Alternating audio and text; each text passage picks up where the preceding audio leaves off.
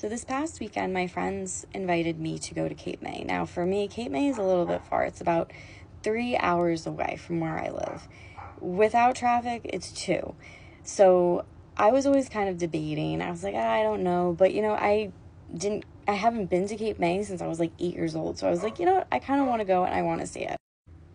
So we get to Cape May and we're walking on this one part in downtown that's called Washington Square Mall. So it's basically just a cobblestone road where you can walk your dog, you can ride your bike, skateboard, whatever.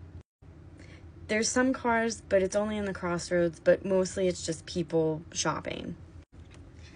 So we're walking, my friends and I, and we're talking actually about Taryn and Bo because they're watching them over the weekend. And I just happened to see, and we actually, all three of us kind of just looked where this woman was. And from a distance, to me, it looked like it was a border collie. Because if you look at cardigans, they do kind of look like border collies.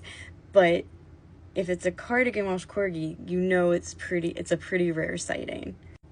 So yes, this dog was a cardigan Welsh Corgi that this woman had.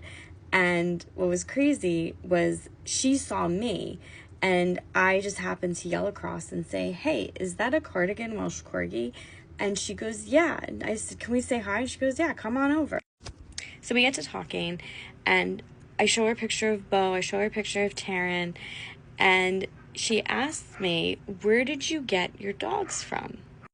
So I tell her I got my dogs from Bethlehem, Pennsylvania. And she goes, "Oh, I did too."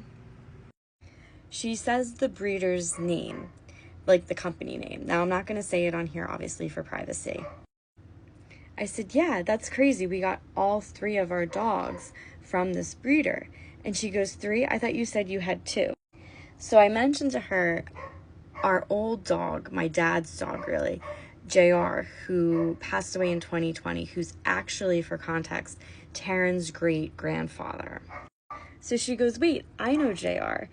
And she says, actually, JR is her father, so her dog's father. And I go, "That's so funny." I said, what's so weird is Taryn is actually JR's great-grandson.